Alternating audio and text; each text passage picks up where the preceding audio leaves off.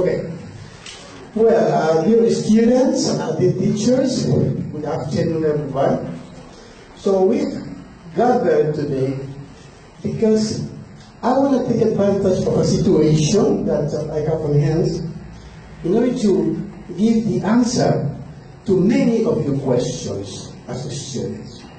Not only to your questions, but also to your parents' questions. Many times, we as teachers are asked questions by you. You say, teacher, what else can I do to learn English? Yeah? Yes? And we as teachers give you a lot of information, a lot of advice. Some of them you pick up, others not. You listen to them and just forget about it. And some of you do something at home, okay? Follow the directions. Some just continue living the life. And also, many parents come to my office asking me, teacher, my child doesn't speak English, and she's studied 6 months, 5 months, and they need an answer immediately. They want to see the result immediately, no? So, questions like that will be answered today through a speech. And also, my teachers. You will find the answers to many questions of the students. Why they complain about the classes? Why are the classes boring sometimes? Well, why sometimes they don't want to come to classes anymore? Okay, things like that will be shown today through a speech of a person. Her name is BRIANA. I met her when she was about 4 or 5 years old, thanks to her mom. Why I have to emphasize this? Because her mom is a person who understood something that many people cannot understand. That learning English is a process. Okay? It's not taking a course of 6 months or 7 months or a year, and that's it. No. It is a process which starts when you are a child. And then the results are what we expect as parents, as teachers, and as students. Okay? Questions like this will be answered today. I met this student when she was a child. I gave her some classes at the beginning. I didn't know, as a teacher, if she was learning or not. According to my point of view, she wasn't learning. But I learned something, or I saw something. She was having fun. She was enjoying drawing pictures, repeating some words, some expressions. She was having fun. I remember that. Okay? And now you will see how she has improved on her studies, on her life, on the listening through her life. Now she is 14 years old, and she wants to tell you her experience on the language. Please, she will explain you, he will relate her life with the language, and at the end, you will have some minutes to ask any question you want. Okay? Okay. With you, BRIANA ANGULO.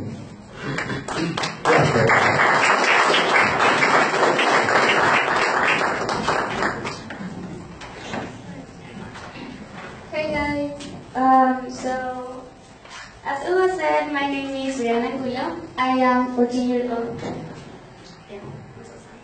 I am 14 years old. I was born here in Ilo. And so yeah, I'll tell you a little bit about my experience and the learning process I had while learning this beautiful language that we all are gathered here to learn, English. Yeah, so at first I think that I didn't know why I was trying to learn English, because I was just a little girl, as Sue has already told you. But yeah, it all started when, well, actually it all started before I was even born. My mom works as an administrator. She makes a living out of organizing stuff. So she decided that she wanted to organize my life and my sister's life. So I think she made a plan that I was going to study, that I wasn't going to stay here in Peru, and I was going to study abroad in the USA or whatever place I wanted to go. Yeah, so she figured out that the best way of getting out of Peru, it had to be learning how to speak English. So yeah, then I came out of the womb, I was born, and as a toddler, I started learning English without even knowing it. Yeah, so when I was little, I used to watch everything in English. I used to watch TV in English, listen to audiobooks because I didn't know how to read. But I memorized those audiobooks and I pretended to read. So yeah, and I did a lot of stuff in English. I used to play in English. My mom used to say phrases like quickly or stuff like that. And I didn't know what that meant. I knew that it was for me to hurry up. I didn't know it was English or anything. Like, I even brought stuff to show you. So that you can see I'm not lying. Like, I actually used to watch this stuff when I was a little girl. I'm so sorry if it's taking too long. It's just that I'm a little bit nervous. Okay, so I used to watch this in a VHS. I don't know if you remember this, but there are like these videos. I used to watch, like, this one is Monster Easter. I used to watch everything in English. My mom used to wake me up with, like, every morning I would wake up with 120 silly songs. Yeah, it was super annoying, but I guess that, like, right now it's helpful. So moving on to kindergarten. I studied at Enrique Bates School. And yeah, I went to kindergarten. Actually, the first English teacher I remember having is Miss Anne. I think you all know her. So yeah, and well, I don't remember learning that much in school actually. Well, I bet I learned a lot of stuff. But I think that my learning process it began in 6th grade primary. Yeah, you may be asking how. Well, the fact is that since I was little, I loved to travel. My first time traveling abroad, well, I don't remember if it was my first time traveling abroad, but my first time traveling to the USA was when I was 4 years old. I went to visit my aunt to Florida, and I got to go to Disney World and SeaWorld, and it was super, super fun. So in 4th grade, I went to my little cousin's school for just like a month or so. And I think that, well, I didn't remember why I went there, but I remember that I was super excited. But I actually didn't learn a lot because I was a really shy kid. I didn't know how to make friends or how to talk to people. So yeah, so 6th grade came around and I decided that I wanted to go again. Yeah, so I went there, I packed my bags, went to Florida, I was super excited, and I actually didn't really knew how I would communicate with my classmates because my English wasn't very good. It was actually really basic, or at least I thought that. But somehow I made friends. Like, I remember having my 2 best friends, Caitlin and Simone. And I also made a couple of other friends, but I'm so sorry, I don't remember their names somehow. So yeah, I think that was the moment that I realized that I wanted to surround myself with people like Caitlin and Simone. I wanted to make friends, I wanted to travel, and I realized that my mom was right, that to expand my horizons I needed English. Okay, so I think that was like the peak of my learning process in 6th grade. And now I am in 3rd grade of secondary. And yeah, high school, like, Learning English in high school is a completely different experience. Okay, first of all, because you have to take tests like FCE and PETs and KETs and all of that stuff. So I feel like somehow we are all in here forced to do well in those tests, because if not, then the money that our parents are investing in us it is all going to waste, and it will be our fault somehow. So yeah, high school is rough. But I also figured out that I don't need like a textbook to learn how to speak English. I feel like if you like to do something, if you have a hobby, for example, you like to play sports, you can figure out a way to play sports and learn English at the same time. In July, I went to the USA to this basketball camp. It was the Orlando Magic basketball camp. And I went there.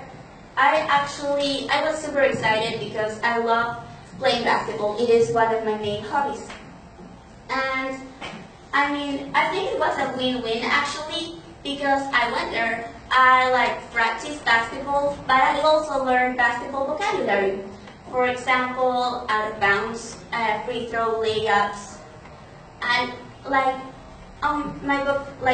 vocabulary was like this in basketball. It expanded, and now I can for example, when I watch NBA games, for example, the playoffs or the finals, now I can understand what they're saying, and I can understand a little bit more.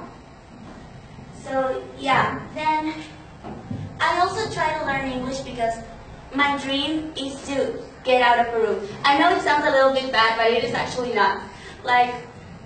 I don't want to get out of Peru because I don't like this country. I love Peru. I actually think it's one of the best countries ever.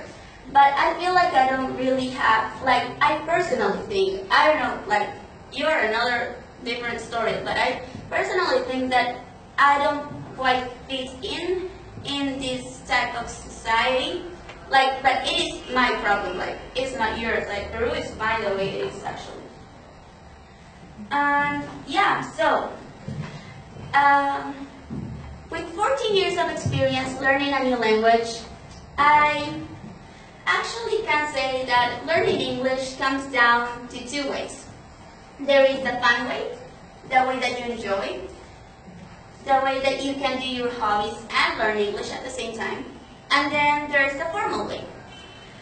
For example, the English world could be a type of formal way, maybe school or English programs. So, yeah, the fun way. The fun way, it could be maybe reading. I love reading books. I don't know if you also love reading books. Maybe, maybe not. Yeah, you do. Okay. Yeah, so you should find a book that you actually like, because sometimes when you're okay, this, okay, well, okay, I'm so sorry.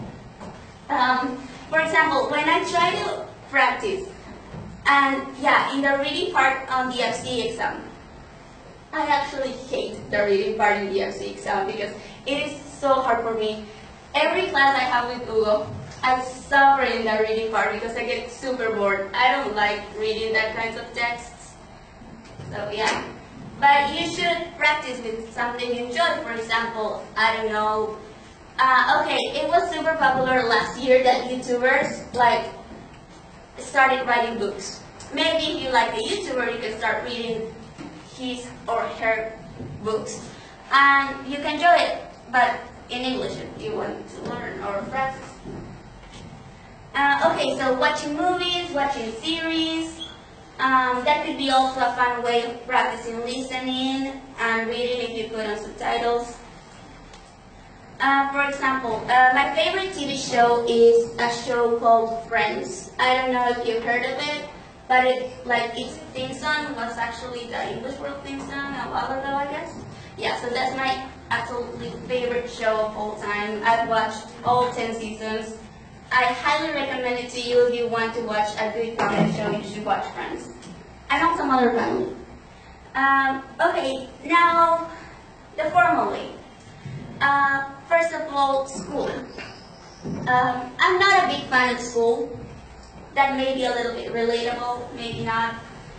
But I like going to school. I like learning. I enjoy learning, but I don't like the system. Because I think that school teaches you to memorize stuff. It makes you want to not learn stuff in some way. Because they're pressuring you into learning something you actually won't really need in life in a long or a short time period.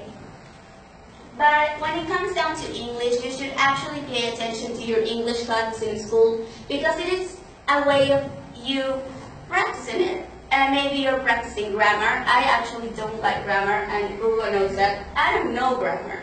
I think I don't like it because I don't know grammar. Sometimes when I'm doing stuff on the workbook or in the student's book, it says,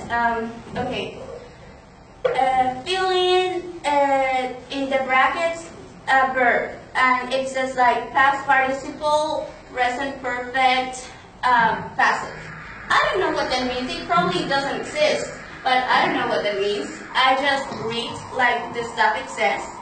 And if it sounds right, I put it. If it doesn't sound right, I don't put it. And I know that. I know that. So, grammar is super important if you want to actually write something. If you can't figure out if it sounds right or not, you should learn grammar. But when you speak, you actually need grammar too. I don't know what to tell you. I think that I work a different way, but that's a whole other story. Oh, and also prepositions. I don't like prepositions. Yeah, I know, yeah, prepositions like in, on, at, I don't know if it's in July 3rd, or, okay, I know it is at night, because that's the only, like, different one, but, okay. Okay, now, the English world. Like, a couple of weeks ago, I came here to watch a few of your classes. I think it was the intermediate level and the basic level. Okay, so it was actually super fun to see how you guys learn. I saw that you were working on the book, and I actually don't like the book, but the way you did it, it was fun. Like, you made everyone, like, you made the class not just the teacher and the students listen. Like, everyone participated, and that was really cool, guys. I actually enjoyed watching you. And I participated in one class, like they made me play with cards and stuff, and that was fun too. So yeah. Oh, and also this is a really important point. We're all here because we all like learning English. Or maybe you don't like it, but your mom makes you come here, or maybe like you have to pass a test, or you have to learn English for some reason. But it doesn't matter why you do it. What matters is your purpose. And I think that everything in life has a purpose. But you guys need to find yours. Like learning English-wise. And for example, I already told you that mine is because I want to go and study abroad to the USA. Actually, my dream is to go and move to Los Angeles, but that is kind of cheesy. So yeah, you need to find your purpose. Maybe it is because, I don't know, maybe you also want to go and study abroad, or maybe you want to, okay, I had a friend, and her purpose in learning English was she loved a Bruno Mars song, but she didn't know what it meant.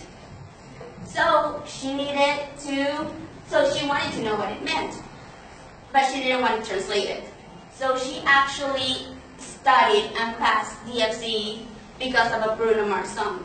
So yeah, that was her purpose. You need to find yours so you can get inspired and actually try to learn a little bit more. Yeah, so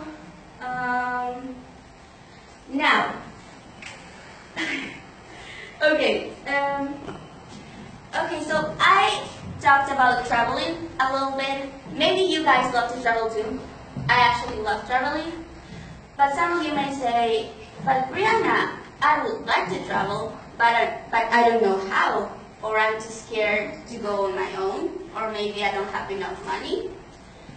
Well, guys, I have the answer for all of your questions, because traveling, it is not that expensive if you know how to travel. Maybe you can be smart and find a scholarship and you can travel. Maybe you can go to abroad school or do social work, like go to Africa and start feeding people. I don't know, but that's free, so you can do that. Yeah, so I mean, like, my experience traveling has been so far great. The USA is a whole different place. Maybe, yeah, obviously the culture is different, the food is different. Peruvian food is better, actually. Yeah, like customs and all that stuff. I mean, like, and if you feel like money is a problem, it actually isn't, because there are ways of you to travel without any money, like barely any money. So, yeah. Okay. Now, being a student actually is really difficult, because everyone expects something from you. They expect you to be a good person. They expect you to have good grades, be a straight A student. They expect you to follow all of the rules and pass up your test. But what they don't see is that when you try too hard, your brain stops working and your filter actually gets locked. So, for example, I already told you in school that happens a lot. For example, like you open a test paper, you see the first question and think, oh crap, I'm going to do horrible in this test. So yeah, okay. This is actually a really important tip for you guys. Don't memorize stuff. Okay, memorizing is the worst thing you can do ever, except for memorizing a song.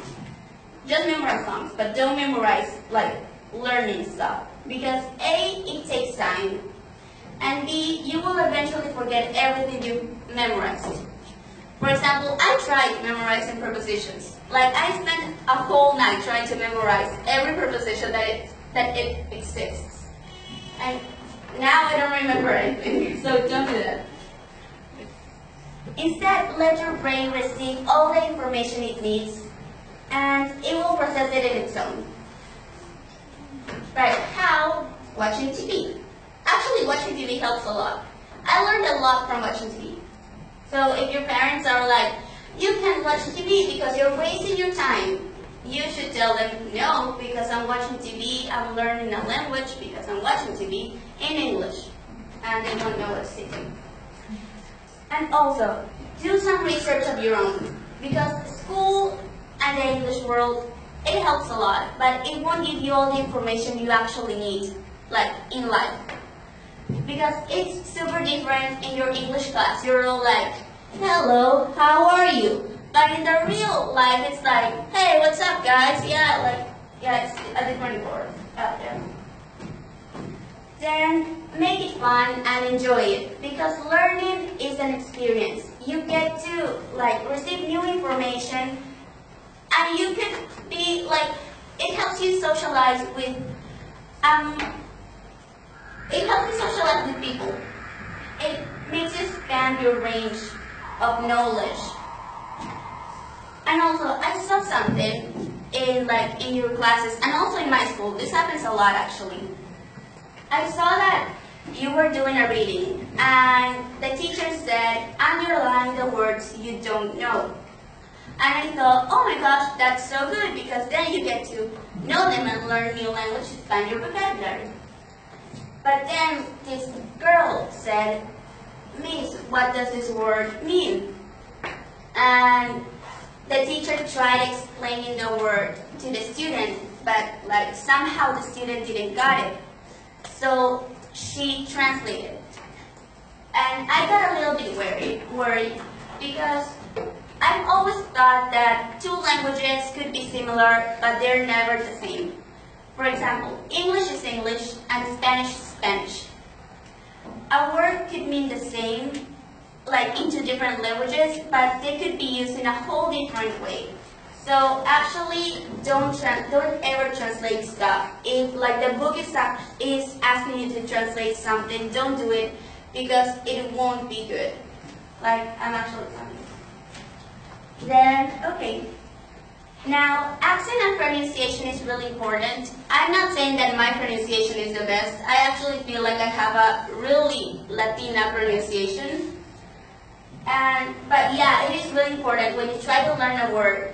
And for example, the audio you're listening to, or maybe even your teacher doesn't pronunciate or enunciate the words good enough, maybe you won't learn them the way they really are. So if you are not sure how a word is pronounced, you should like Google it or something, because like if you learn something the wrong way, it will get stuck in your brain, and like that's also not good. And okay, I know it's actually really hard learning something from scratch. Like I tried, okay, this past summer I traveled to Germany to try to learn German. It was an experience, actually. Before I even got there, I didn't even know how to say hello in German. I didn't know anything. So I got there, I traveled with my sister. Like, my sister doesn't know German either. So we were both lost. We got there, and the first thing they asked us was, "What's your name?" I didn't know what to say because I didn't understand anything that the camp counselor was saying to me. I didn't know what to do. The teachers weren't allowed to speak another language that wasn't German. So that was actually, my first class was actually a crap experience for me. Because I didn't know what to do. I was like, oh my gosh, I'm gonna be so lost. I'm stuck here for 6 weeks and I wouldn't know what to do. But, okay, so I understand you when you say that learning something is really hard, because it is, but everything that it takes is just a little bit of confidence and perseveration and just trust in yourself that you will eventually learn something. I learned a little bit of German because I had to. Now you should try learning something you want because you have to. Yeah. So, and okay, now this one is a tip for the teachers, from a student to a teacher. First of all, when you at first try to teach something, don't worry about your students' skills. Because if you keep worrying about the academic stuff, you won't realize that you actually are talking to a person. Don't see them as a student, see them as a person. And maybe they could feel a little bit stupid because they don't know what you're talking about. So worry about your student losing his or her fear to use the language. Maybe they're a little bit shy and they don't want to talk. Maybe they don't want to read something out loud. Or maybe they just don't want to participate in your class. So before worrying about like your student actually learning something, worry about your student having confidence in themselves. Like being confident enough to actually speak and actually try to learn something. Because that is a really important step, because if you don't have confidence, or if you don't have the motivation to learn something, or if you're shy, like you're not an open person, maybe you should try to work on that. Maybe as a teacher you should try to like teach your student to be a little bit more confident and be a little bit more outgoing with the language. So yeah, I mean, you're all here, like standing right here because of 2 or maybe 1 people. Or sorry, 2 or maybe 1 person. Your parents. Everything in life is an investment. Your parents are investing right now in you guys so you can learn something new. So you should be super, super grateful with them. because they're giving you the opportunity to expand your horizons and actually see the world in another perspective.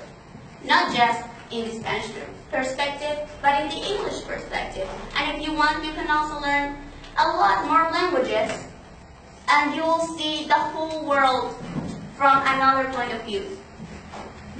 Actually, my sister's story is a little bit more interesting than mine because I haven't actually achieved something yet.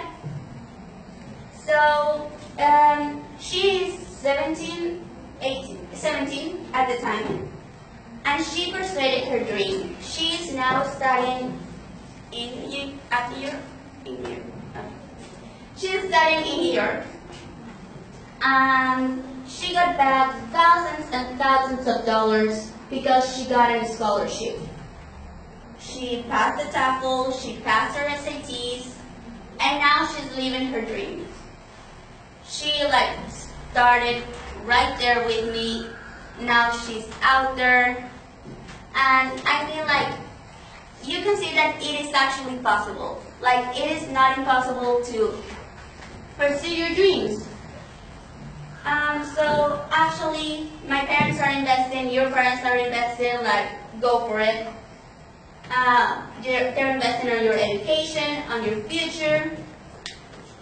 So, to wrap it up, I want to thank Hugo for giving me this opportunity to talk to you guys. I hope I didn't bore you. So he has been a great teacher over the years. He has taught me so much. At first, I only wanted to play when I was 4 or 5 years old. I only wanted to play. I didn't want to study. I just wanted to play his computer and I don't know, sing songs. What did I do? Did I sing? Yeah, he has taught me so much and gave me the huge opportunity to be here tonight. So yeah, thank you.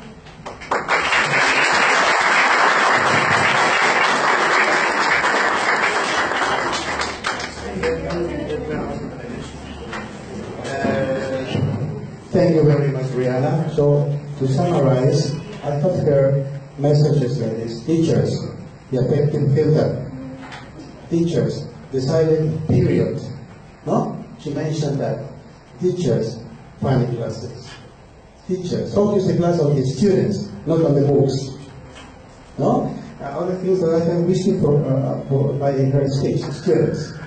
Do with the language, work with the language on something you like. If you like basketball, go through it in English. If you like cooking, go into it in English. You like dancing, go through it in English. And you will learn in your own way. Not studying grammar at all. Yeah, she's honest. She doesn't understand. She doesn't recognize what's the meaning of present perfect passive. But she uses it perfectly. She doesn't commit mistakes. Okay? Because she learned naturally. Okay. Any question to finish, please? Whoever, teacher or students, any question, please, for Brianna, directly. Whatever you want to say. Don't be shy.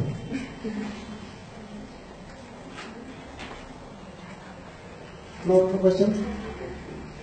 Okay, Ben. Brianna, thank you very much for sharing your experience. Applause for her. And thank you. Now, teacher and students, go back to your classes. Thank you very much. And remember the messages. Okay? Thanks a lot. Go ahead.